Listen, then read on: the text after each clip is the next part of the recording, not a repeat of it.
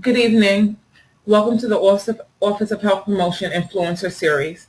The Health Promotion Influencer Series is a new initiative at Villanova that aspires to encourage a common language for learning and understanding critical college student health issues. Our goal is to empower you to positively influence your students' Villanova experience and beyond. This evening session focuses on how to start and continue the conversation about maintaining healthy relationships with your Villanova student. Our sessions are recorded, and you will have access to a copy of this session and all Influencer Series sessions online. My name is Kimberly Hill, and I'm the coordinator of peer education programs at Villanova. I will be the moderator for this evening session. The Office of Health Promotion is a health education and outreach arm at Villanova. We educate and empower students to balance the various aspects of their life, to take an active approach in their health, and to integrate strategies that reduce their risk for a variety of college student health issues. Our presenter for this evening's session is George James, licensed marriage and family therapist. Hello, everyone. Once again, my name is George James, and first I just want to say thank you to the Office of Health Promotion for inviting me to be here just to share some things with you all. I'm honored to be here and thankful and grateful and looking forward to this next few minutes of me just sharing some things. Just want to give you a little bit of my background, more so to let you understand why I'm here and why I'm able to share some of this information. First, I'm a Villanova alum, which means I came to this great university, let's just say a few years ago, and I enjoyed my time here. I met wonderful people and learned a lot. And some of the things that I'll be talking about, I saw and experienced not only in my life, but in the life of some of my classmates, as well as had conversations with professors and so forth.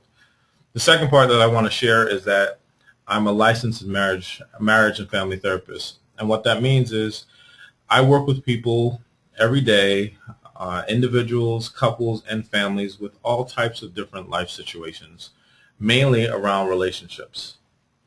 The last thing I want to share about that also is that I've been fortunate enough to do some work here at Villanova where I work with students one-on-one, being able to help them through whatever situations they might be dealing with. And one of the topics that always seems to come up is relationships. And so I've been fortunate enough to be able to start my own company called George Talks, where I'm able to do speaking and help others through various methods.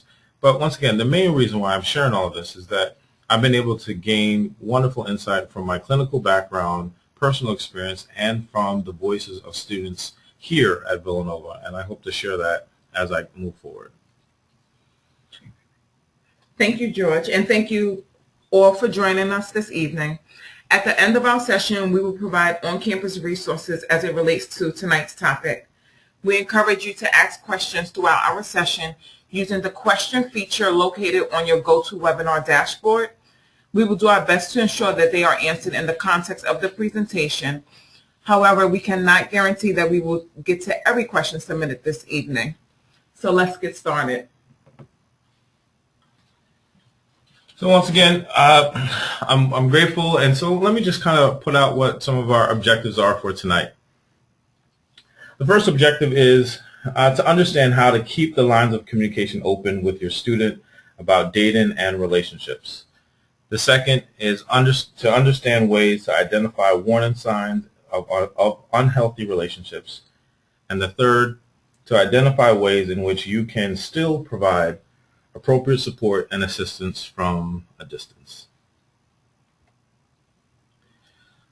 So one of the first things that I want you to do before we even move forward is there's a poll question, and I just want you all to take some time and to answer the question that you'll see regarding where you are and looking back and things that maybe you would think about or maybe even do a little bit differently. So you'll see the question shortly.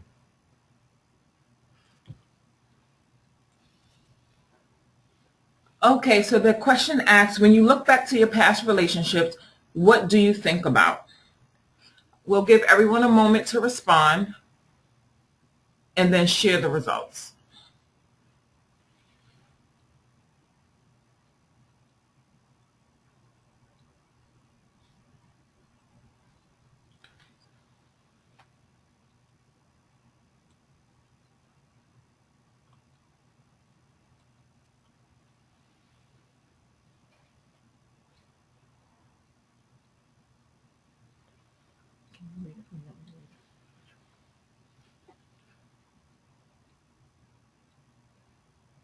Okay, and it looks like all of the votes are in, so we'll close the poll and let's share it.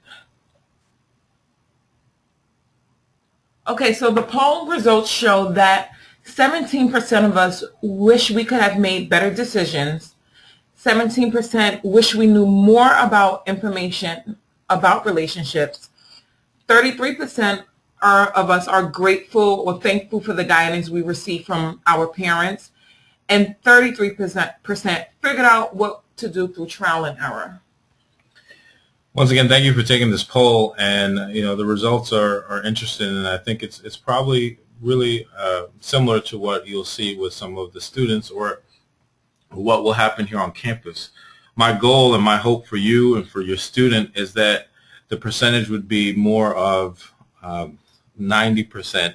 I am thankful for the guidance I received from my parents or guardians, which is you, and that from some of the things that we're talking about today, that you will get some of that information that you can now share with your student. And one of the reasons why we kind of put this poll out there is that I've worked with a lot of people, and they've told me that one of the things they realize is that they learned about relationships through bumps and bruises, trial and error, or that they look back and they wish they made better decisions, or that they didn't know enough to really be informed about their relationships. And when you look at this, part of the reason why I want you to start looking back at yourself is to be able to just remember, what was that experience like? What was it like for you to think about what you know about relationships, or what your parents told you or didn't tell you about relationships, or even to be able to reflect on what you might know now. If you look at what you know now about relationships, you might say, I know a lot more, and if I knew this information in my early 20s or when I was in my late teens, I probably could have made better decisions than what I did, than what I made at that time. And so if you can start to reflect on that and be aware of those things, that helps you to be able to connect with your student, because your student right now could be struggling with some of these thoughts, some of these decisions. Some of the work that I do with students, they sometimes are clueless, but they won't necessarily come out and tell you that. And part of this conversation is that you will be able to be more informed and more equipped to be able to do that. Thank you once again for taking the poll. We have a few more that will be coming up later on as we move forward. Once again, as you start to look back, one of the things that happens is that you're able to now start to learn a little bit more about yourself. Sometimes we keep moving and time goes on and life happens, and we might forget some of the things that we've experienced. But like I said before, the reason why it's important, it helps you to be able to connect with your student, especially when we move forward and discussing how to talk to your student about some of these areas. The other thing that it really helps to demonstrate and to increase is your ability to show empathy. Yes, I'm a therapist, so I might start using some clinical words like empathy, but I'm not just using it just to throw out some clinical jargon. I'm using it because empathy is the ability to identify with your students' thoughts, feelings, and emotions. And one of the things that I will continue to just really push and talk about throughout this time is that your student wants to feel connected to you, and the more your student is connected to you, the more they're willing to listen and to hear the things you want to share. Versus if the connection is low or there's minimal connection, it becomes hard for you to share your thoughts, advice, values, all the things that you want so that they can be in better relationships than the ones that maybe they enter into anyway. The other thing is that sometimes what I've heard from students, and I've also seen from some of the parents I've worked with, parents and guardians, is that it becomes easy to lose sight of who you were in college or who you were after high school. The mistakes you made, the decisions you made, how you felt, the person you were in love with. It becomes easy to forget about these things because life moves on and you have things to take care of, responsibilities. But that's where your student is. And to really be able to communicate with your student, it's important to identify with that feeling. And also to remember your ups and downs that you had with relationships, your thoughts and questions, the advice and guidance that you wished you received or maybe that you did receive. These are all things that become important once again, in trying to connect with your student. In some of my talks that I've had with students, I often hear them say what they wish they knew about relationships, about romantic relationships, about friendships, about their roommate.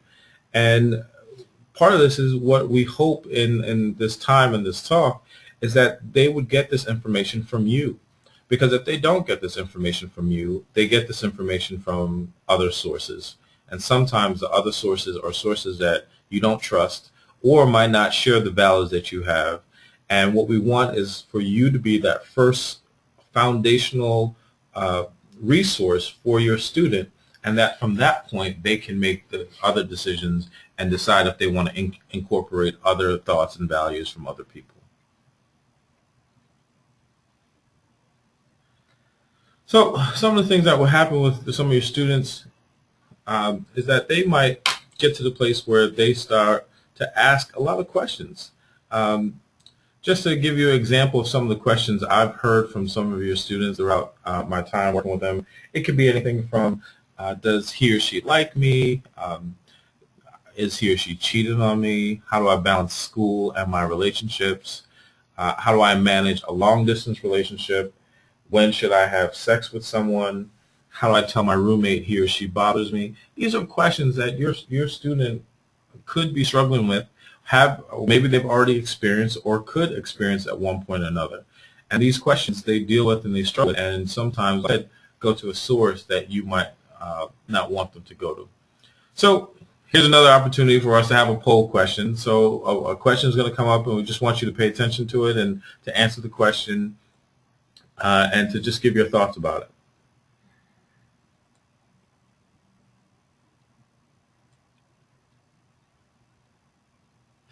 The question is, what topic area will you focus on with your student? And we'll give everyone a moment to vote.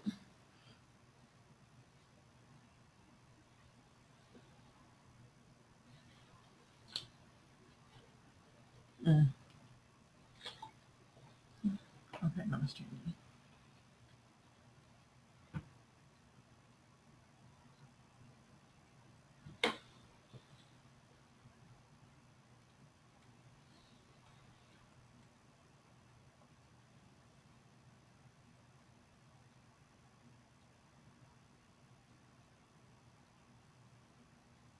Okay, it looks like all the votes are in.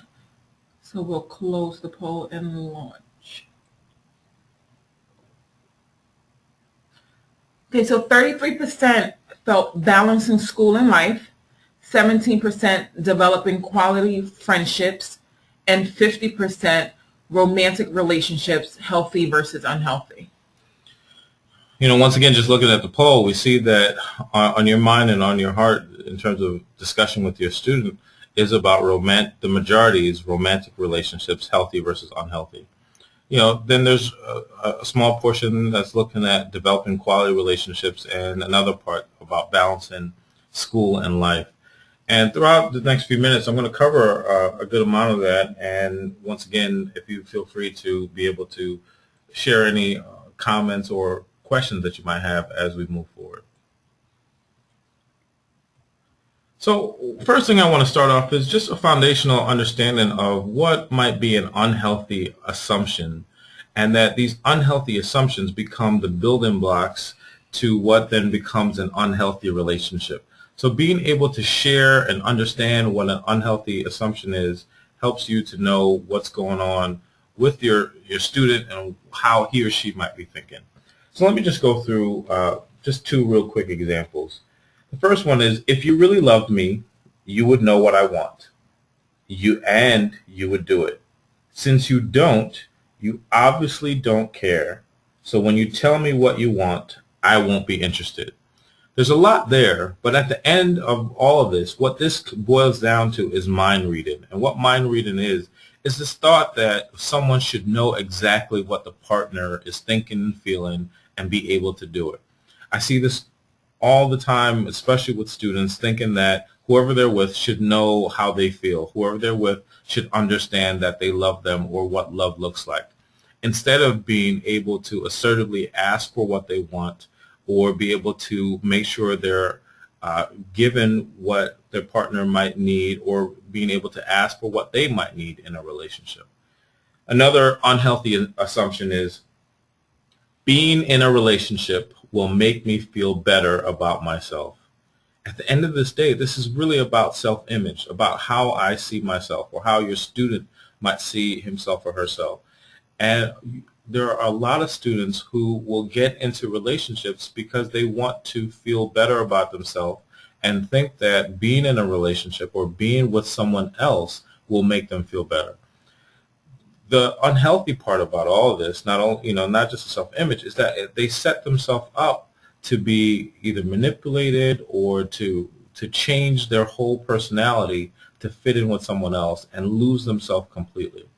And so you can hear some of these things in your student in the way he or she might talk, how they might change their behavior, and I'll go into a little bit more detail of what you start to see. And once you see these things, you're now able to really have the conversation and discussion with your student.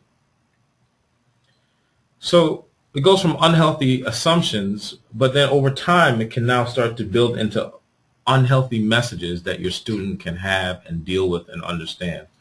And so the question is, what has your student learned? What has your student learned throughout life, which could mean they've learned it from you. It could mean they learned it from their environment, their other people, and there could be this overall struggle with who they are in terms of a person and their personality. So some core struggles could be deceit versus dishonesty. What type of person are they? It could be lack of communication versus their ability to express themselves. Selfishness, whether it's just about them versus the ability to compromise. Or how they might see women and men as sexual objects versus being able to see a woman or man as a complete and whole person. These are just a few areas that I've seen students develop messages of how they approach relationships and how and what they expect from people. So it looks like we have a question. Yes. So the question is, what are the signs of an unhealthy romantic relationship? I'm glad you brought that up. I am actually about to talk about that right now. And I think that's a really great question, and that I'm glad that that's on your mind. And as we move forward, I'll share some of those things. So it starts with the unhealthy assumptions, and then it gets to the place where it's unhealthy messages. And here's just a quick understanding of what is a healthy versus unhealthy relationship. Even a little bit before, part of this is what I wanted to really stress is that this becomes important of what you're teaching your student and what you're encouraging your student and the messages that you're putting out there, to be aware of those things, because your student will take it in, will mimic it, will then replicate it. And so to really work on what messages you're giving them. So healthy versus unhealthy relationships. Here's just something that I want you to think about. One, as a parent or guardian, I want you to define what unhealthy looks like for you and how you want to communicate that to your student. What I've seen unhealthy is a few different things that I'm going to go into right now. One, there should be a sense of fairness and justice in the relationship. What I mean by that is that good, healthy, quality relationships have a sense of give and take, meaning that if I need help, that you are willing to help me, and that when it's the other way around, that it goes back and forth. That if I loan you $20 today, that you can do it, and then if next week I need support through a tough time, that you're there for me. That it's not necessarily dollar for dollar, but it's more of energy and time that I'm giving and receiving. Where unfortunately I see a lot of students get in relationships where it's one-sided. They're giving all of themselves, all of their time, all of their energy, and maybe even all their money, and not getting enough in return. Another aspect of unhealthy relationship is not having appropriate boundaries. Where is the line? What is okay versus not okay? How much time am I spending with this relationship? I worked with a student just recently, and one of the students was struggling with trying to get her grades up. Actually, it might have been him actually getting his grades up. And when talking to him, found out that he spent most of his time when he wasn't in his room in his relationship. And so now it comes time where he has to make a decision about studying, going to the library, making better decisions. And so there needs to be some appropriate boundaries. And unhealthy relationships don't have boundaries, where one partner just constantly steps over, whether it's time, whether it's amount of energy, whether it's just not being sensitive to the needs of the other person. The other part that just is a glaring sign of an unhealthy relationship is any form of abuse. And any form of abuse in any way is not okay. That should be a message that is stressed to your student. I find a lot of students who don't recognize that abuse is something they should not experience, that they do not deserve. And as a parent or guardian, I encourage you to support your student, to let them know how much they're valuable and how any form of abuse is not okay. Also, sometimes students don't know how to end a relationship, and that ending a relationship doesn't mean they did something wrong or there's something wrong with them, but it's okay to say no or to leave. And so it could be a relationship where they stay in the relationship and it becomes unhealthy because they don't really want to be there. Their mind, their heart is not there, or it's not a good fit for them, and it becomes something that's not something that they should continue in, but they stay in it and make bad decisions for themselves. At the end of the day, the thing about unhealthy relationships is that to encourage your student that it's okay to get help, whether that's the counseling center, whether it's a support team, whether there are resources, especially here at Villanova. Honestly, when I was here as a student, there were some resources, but in coming back and doing work here on campus, there's so many more resources that the student can have to take care of him or herself in all different ways. And so if they are in an unhealthy relationship that has gotten to an extreme place, to encourage them to get the help. Now I'm just going to go a little bit more into just signs, warning signs that you can see from students in how you might behave. One of the signs that you can see that shows that there is unhealthy, that your student could be in an unhealthy relationship, is change in normal behavior. So they called you maybe once a week or a couple times a week, or whatever their pattern is, and it changed. Or their grades. They were a B or A student, and now they're getting C's and D's. This is usually a sign that something is going on with your student. Usually it's some emotional reaction to the stress of an unhealthy relationship. It could be unhealthy in terms of their roommate. It could be unhealthy in terms of their friend. But most likely it's an unhealthy romantic relationship. Another sign of an unhealthy relationship is isolation, where your student is used to have a few friends, used to do things with their roommate, was involved in a few activities, would maybe even come home every now and then, and you start to hear that they're not doing those things anymore. They're only with their boyfriend or girlfriend. They're not spending time with other people. They're even having minimal contact with you. That's a sign that they're isolating themselves, and that could be because of the relationship. Another sign is jealousy. I was a student once who told me that that her boyfriend really loved her, and that at the end of her boyfriend wasn't on campus, he was off campus, and he would call her all the time to find out where she is and she's doing, and he would even send his friends to come and meet her after class. And she thought that this was love. She thought that he was just caring for her.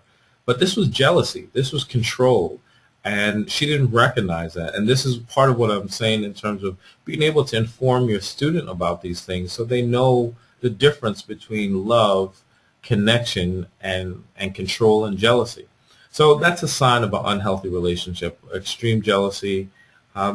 Also, just negative behavior. What I see a lot with the students I work with, not only here on campus, but just all over, is that when there's an unhealthy relationship or difficulty, they tend to get involved in things like drugs, alcohol, missing classes, or inappropriate behavior to deal with the pain of the unhealthy relationship. And the last sign that I would say that you could sometimes see with an unhealthy relationship is if it ever gets to the place where your student has a hospital visit, where not just an injury, not just an intramural sport, but just a hospital visit that they don't want to explain, or you see the bill come in, or you hear about it in one way or another. So it seems like we have another question. Yes. To add on to the information you just provided, are these same warning signs includes things that are noticeable for the parent that it's very far away? And when it comes to unhealthy relationship, are there any questions they should ask the student to see if these are the issues? Great question. Especially for the parents or guardians who are far away, some of these things you can see. So for instance, a phone call, even being far away in different time on different opposite coast or maybe another country, you might be in a pattern with your student. Just reflect back. I think I was when I was in college here, I probably called my parents at least once a week, So there was some routine, something that you could use to say this is our normal. And when that changes, then you can ask the question, maybe is anything going on with your student? Has something changed with them? Usually they're not going to change their pattern like that, even from a distance, unless maybe they're having some difficulty. And you can just check in with them. Another thing that you can see from a distance is that you might have interactions with them through email or interactions with their roommate, and sometimes as you build a relationship with the roommate might actually tell you some things about what's going on with them. I'm not saying that you need to necessarily use your student's roommate as your way of getting information, but as you build a connection, that could happen. I've worked with students where they're connected with the roommate, and their roommate knows their parents, and they're sharing information, and that can help because the roommate can be a source of information when you don't know what's going on. There's also things like Skype and all the different ways to keep in contact that you can really sometimes see your student, and they might look differently or speak differently. And so from a distance, you can still hear some of these things that can give you a sense that something is different.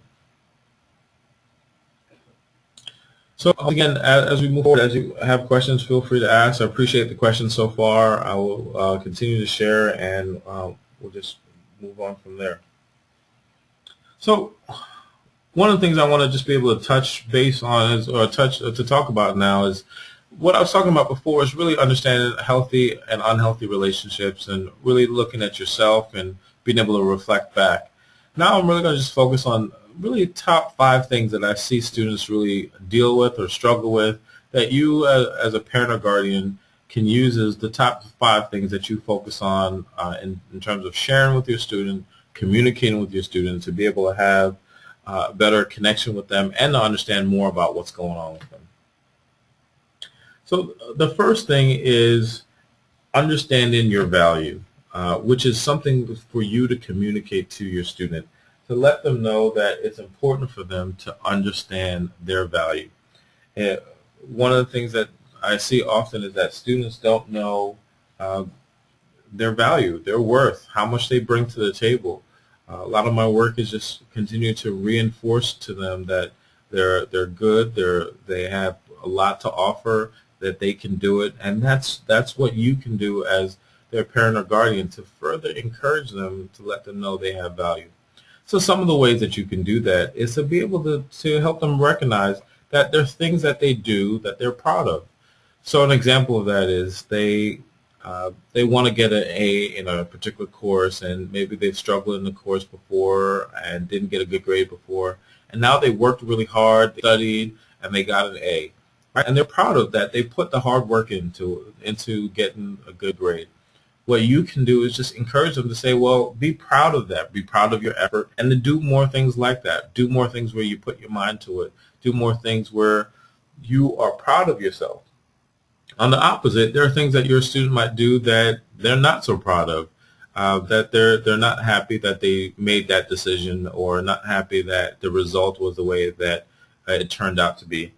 You can encourage your student to decrease some of these things, because at the end of the day, the more that we do the things that we're proud of and do less of the things that we're not so proud of, the better we feel about ourselves. Here's another therapy word, the main point of this is congruence. The more that we do the things that we feel and like, that we think about internally, that we're able to do it externally, we feel better about ourselves. If we feel better about ourselves, we realize that we bring something to the table. If we recognize we bring something to the table, we don't settle for anyone or anything. And that's what I end up seeing some students do in their relationships is they settle. They settle for a partner that maybe is not a good fit. And as their parent or guardian can encourage them and support them. The other part of value is being able to help your student realize that there's something great about them, there's some things they can work on, and that's fine. That's being human and being able to accept that about them. And if they're able to accept who they are, once again, they can accept maybe some minor faults with other people, but they can also make a choice that's best for them. So as a parent or guardian, it's important for you to share with your student their value, the good that they bring, the things maybe that they could work on, but overall for them to accept themselves as a whole and be able to now be confident in who they are, be confident in what they bring to the table, be confident in what they bring to a relationship, and to be willing to look for that in a partner. And that to encourage them to know their different emotions. What are the things that makes them happy or the things that make them upset? Some students just don't know these things and get into relationships and are thrown off. As their parent or guardian, you might see these things, how they interact with you, what gets them upset, and you can encourage them to just be aware of those things and to know to use that in terms of when they pick someone to be with.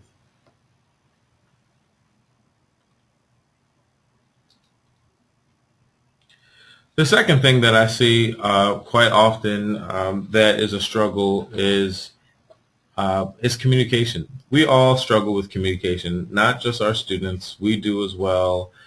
Our parents, just a lot of us struggle with communication. And the more that we can work on communication, the better it is. And this becomes important for multiple reasons. If we are good with our communication, we model communication to our student. If we model communication to our student, then they can communicate with their partner, their roommate, their friend. And communication becomes important because then they don't, either hold it all in and then it destroys them internally, or express it in a negative way and they ruin and burn bridges. If they're able to communicate effectively, they can assertively ask for what they want and need and actually get it. And that, once again, comes from your demonstration and how you do that. So that goes back to why communication is important and to do it effectively. Often we've all heard that it's not what you say, but how you say it. And this becomes important with sharing information with your student and communicating about relationship. There might be some things that you're a little bit nervous about or scared or don't want to talk about, but if you find a way to say it and to say it in a nice way or a good way, it allows your student to hear it and to hear what you have to say. So let me just share a few things about communication. It's important that you listen. I work with a lot of students who say they feel like their parent or guardian just doesn't listen, is not willing to hear their perspective. And listening to their perspective doesn't mean you agree with it, but it allows your student to know that they can talk to you and that you will hear them. You will then listen to them and then share your thoughts about what they're saying instead of being brushed off. And if they feel like they're not heard, they tend to go someplace else. The other way that you can communicate effectively with your student and also teach your student to do this is something called I statements. So when you, as a parent or guardian, get to the place where you start sentences with you, it's easy for your student to be defensive. If you say you're always making bad choices, or you never pick the right person, or why did you make such a dumb decision in your relationship, that automatically puts your student on the defensive. Versus being able to start the conversation out with an I statement. An example could be, I love you, I care about you, I want the best for you. I get concerned that sometimes you might make a wrong decision, and so that's why I'm always trying to stay connected with you. Or I want to be connected because I want to be able to be guidance to give guidance to you, or show give you the information that I've gained over time, because my hope is that You don't have to go through the mistakes and the bumps and bruises I did. Those messages are easier to receive by being able to talk about yourself and your feelings and giving the message versus being able to just start off with you and blame that your student can now be defensive. So we have another poll question, and I'll come back and just share a little bit of communication before we move forward.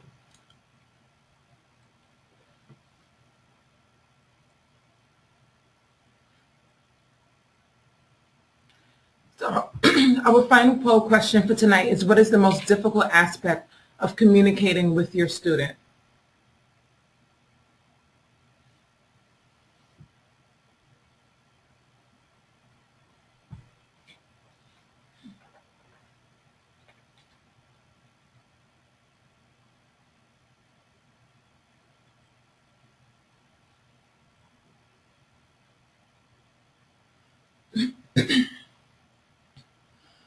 Okay, we have 100% votes in.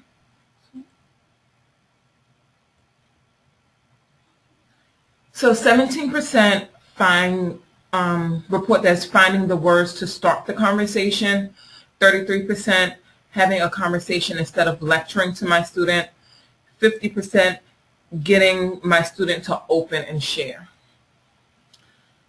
Once again, thank you for just taking the poll, and once again, just hearing from everyone that, yes, sometimes finding the words can be difficult. I'll talk a little bit about that. Having a conversation instead of lecturing, because it can get easy to just share and keep going and not realize that you've turned what was going to be a quick moment into a lecture. And then, yeah, also getting your students to open up and share can feel extremely difficult. One of the things that I wanted to share is that there are times where, whether it's from a distance or you end up seeing your student frequently, one of the ways to be able to share and connect is through communication.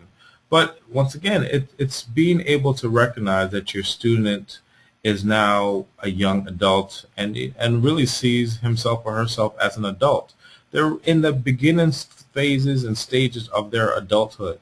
Now, yeah, there's some times where they think that they're a complete adult and they're not, but oftentimes parents or guardians miss the fact that they are really moving into adulthood. So what that means is the majority of your relationship, for the most part to this point, has been parent or guardian to child, where it's a one up and one down. I speak and you listen, or I have the great thoughts and you need to follow those thoughts. And that could still be the case, but if you really are able to shift to recognize that your student is now a young adult or an adult even, you recognize that now the relationship has to shift some from not just one up, one down, but hopefully to peer. That doesn't mean that your student gets to be disrespectful or your student gets to do whatever they want, but it means that you start to open up with them a little bit more. It means that you encourage them to talk to you. Because if the student feels like, one, you're safe and that they can communicate with you and that you won't completely judge them or ridicule them or make them feel negative about themselves, it feels a little bit easier that they can now communicate with you, and they will start to open up and they will start to share. They'll tell you maybe about a situation. They'll tell me maybe about a struggle. Now, because they're college students, they're not going to tell you everything. I mean, when you were in your early 20s or young late teens, you didn't necessarily tell your parents everything.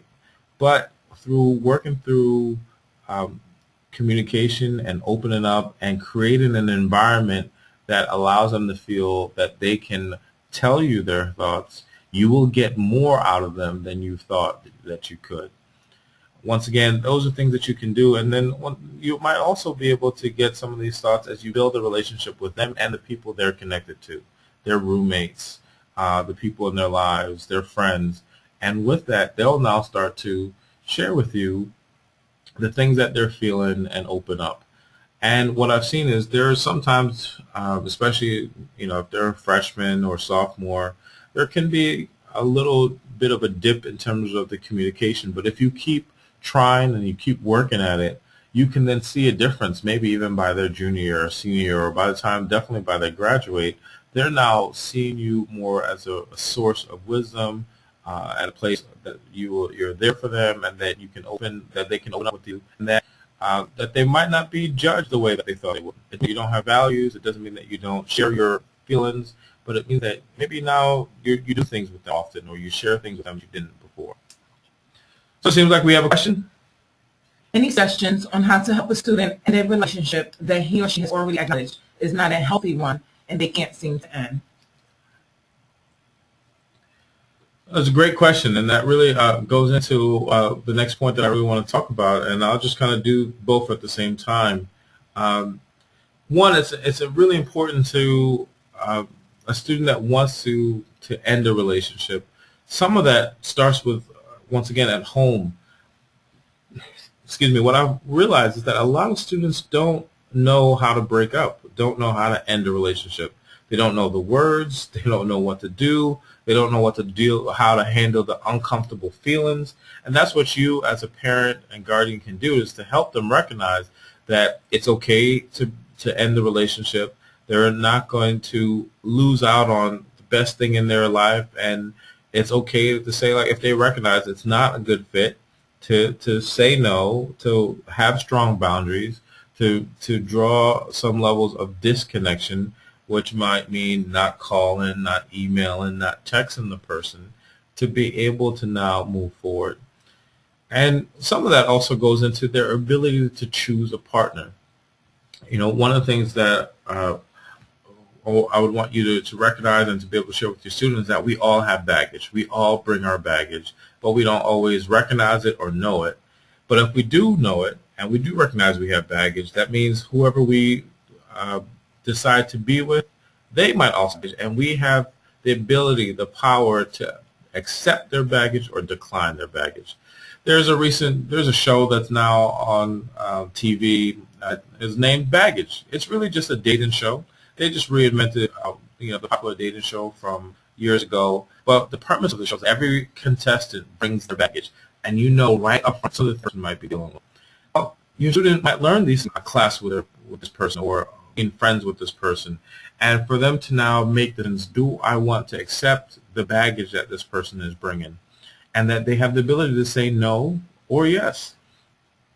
Also, in addition to when a student is deciding to choose someone for a relationship, one of the things that I encourage is for them to know, to recognize that it's important to have someone that adds value.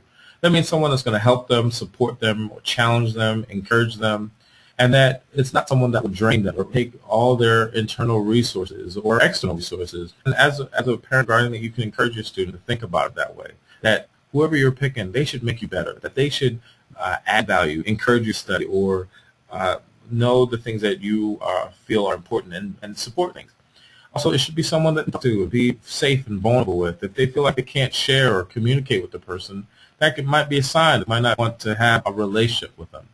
And also for them to just take their time. It's not something they need to necessarily rush through and do real quickly. And once again, going back to the point that I shared earlier, that breaking up is okay. That you can teach your student to say, this is not working out for me, this is not a good fit, this is not a good time for me. I realize that I care about you, but we need to end this relationship.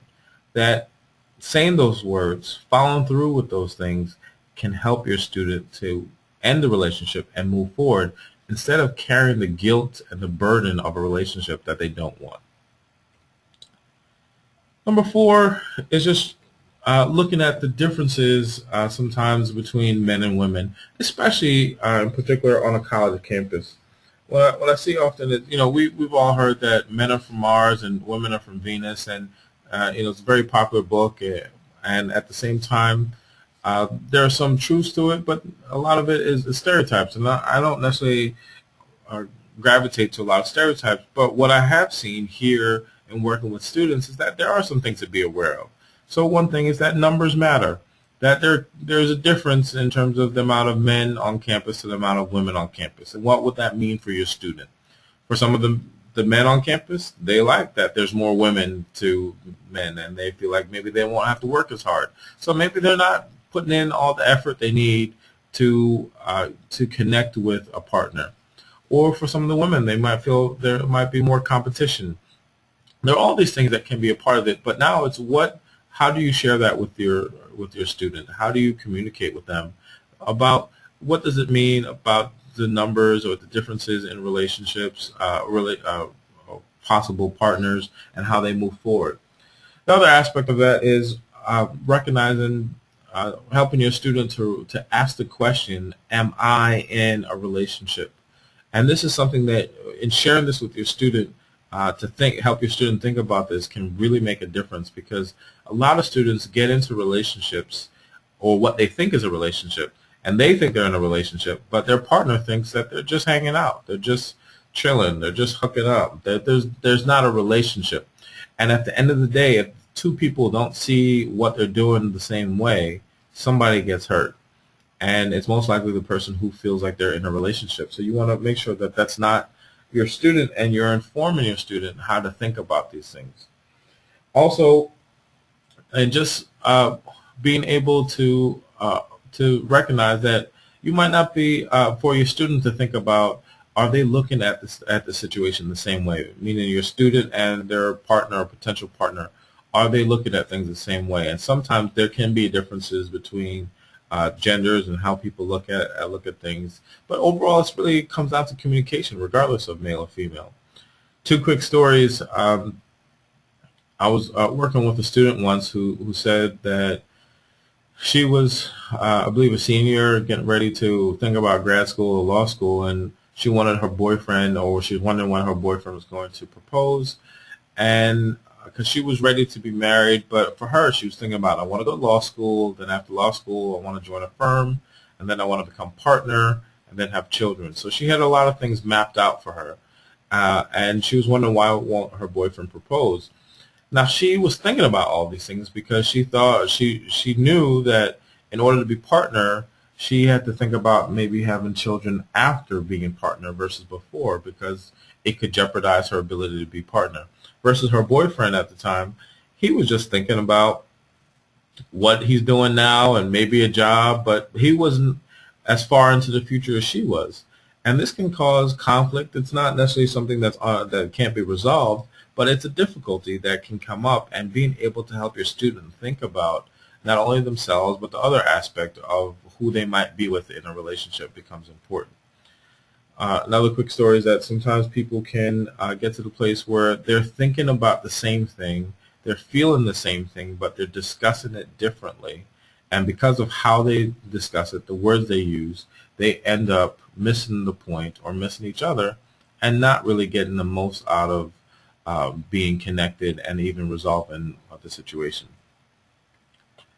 The fifth and last thing that I see is one of the major things that happens in terms of relationships, especially on campus, and something for you to talk to your student about, is sex and intimacy. When we talk about sex, sex is really, brings up many things for many people in terms of your background and what you experienced, what you went through, your values, maybe your faith, and it's important that you share something with your student, because if you don't, once again, if you're not the foundation that they are using for information, they will get that information from somewhere else. And so if you have particular values around sex and intimacy, if you have particular thoughts, it's important for you to share that with your student, and for them to now be able to accept those thoughts and values and decide what they want to do with that as they move forward. Intimacy, for most people, is about connection, getting closer, going to the movies, laughing, spending time, helping your student understand that that's a good thing to have in a relationship. It's a good thing to be able to foster that and feel that with someone. And also, in talking about sex, once again, sharing your values and thoughts, that there's some students who might feel the pressure that they need to have sex, or that they're the only one in their group of friends who didn't have sex yet, or they're the only one who, or their boyfriend or girlfriend is pressuring them to have sex and not knowing what to do. One of the things that I really encourage you as parents and guardians to do is to help your student understand how to say no. We've often been told that no means no, and a lot of people understand that and will say, okay, I understand no. But what a lot of people don't recognize is that there are many ways people say no.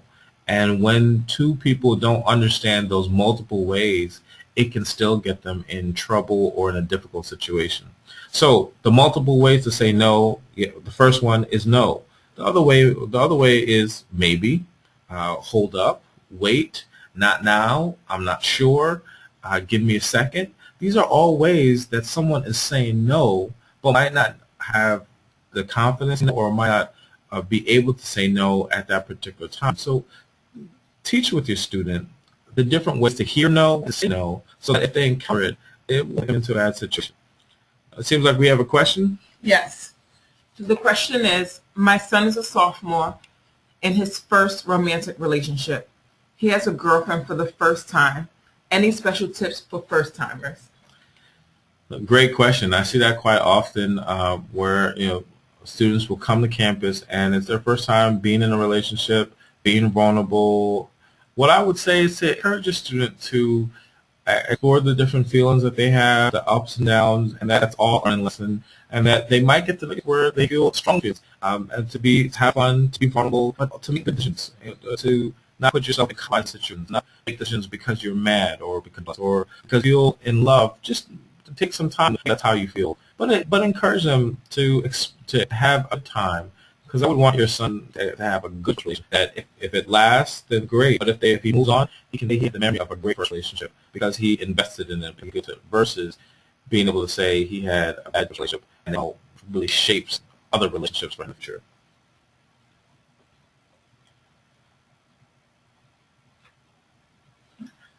So just moving forward, I realize that we're getting close to the end, so I just want to make sure I share the last few things that I have here. Is that overall, speaking to your student can bring up a lot of things for you and as a parent and guardian, and that sometimes is what makes it difficult. And it could bring up some awkward feelings. I don't know if I want to talk to my son or daughter or student about sex or about communication, or it just doesn't feel nice or it feels awkward. And that can happen a lot. But my encouragement is to push through that, because in doing that, you will build a greater relationship with your student. Or that you're not used to doing it. You don't have these conversations with your student. Maybe you've talked about grades, maybe you've talked about career, but not about relationships and connection and friendships. But once again, in doing this, it will take your connection and your relationship with your student to the next level. The other thing is that I've seen with a lot of parents and guardians that the way that you've learned to communicate is through pressure, is through demands, is through being authoritative. And as a result, your student just feels it's as a lecture, and they miss your overall point, and they miss your heart. And so try not to put too much pressure. I'm not saying that you need to be just completely lax or let anything go, but sometimes you might, if you are the type of parent who puts a lot of demands and pressure, maybe you might need to soften up and share some stories and allow your student to learn some things. Just a quick personal example, there are parts about my own father that I learned closer to when I got married that I was grateful for and thankful that he shared about his experiences and who he is or who he was. But it would have been great to have learned those things earlier when I was thinking about relationships and making decisions about relationships. So overall, we've come to the end. We probably have a little bit of time to answer like another question or two. I will also just give you some more of my contact information, where my goal is to really help people with relationships, to help people to be better than they are. And my work with students has been extremely rewarding, where I've learned so much that the students really want to have a good time, not just fun and meaning a reckless time, but they really want to have quality time. I recently just did a presentation where the questions that were being asked to me from students were questions like, how do you know when you're in love? These are deep questions that your students are thinking about and feeling and want to know the answers. And what I would want is that they get these answers from you, and that you become the source of information, that they can continue to come back to you and ask you more questions. What was it like when you fell in love? Or what do I do now that I feel these thoughts and feelings? Or, I like this person, but this other person likes me. What do I do with that? Where they come to you as their source versus they're going to someone else. They're going to the roommate that you don't like, or the friend that you've always been a little bit leery of, and that they get information from the source that you don't necessarily like or trust. So once again, I thank the Office of Health Promotion for inviting me to do this. I appreciate your time and patience and listening and being a part and asking questions and participating in the poll. I hope that you were able to receive something from this, and feel free to contact me at any point if I can be of further assistance. Thank you, George, and thank you to all of you for joining us this evening. We hope we have equipped you with some valuable tools in order to keep the lines of communication open with your student regarding his or her relationships. Some of our available on-campus resources include the Health Promotion website, print materials located in our office, as well as one-on-ones and programs that are housed out of our office. In addition, the Student Counseling Center provides a wealth of services to our students, including individual, couple, and group counseling. And lastly, the Student Health Center offers both individual and couple testing. Within the next several weeks, this presentation recording will be available on the Influencer Series website. Our next Influencer Series session takes place on March 15th, 7:30 to 8:30 p.m. Eastern Standard Time, and focuses on sexual identity. We hope you will be able to join us again, and have a happy and healthy evening. Good night.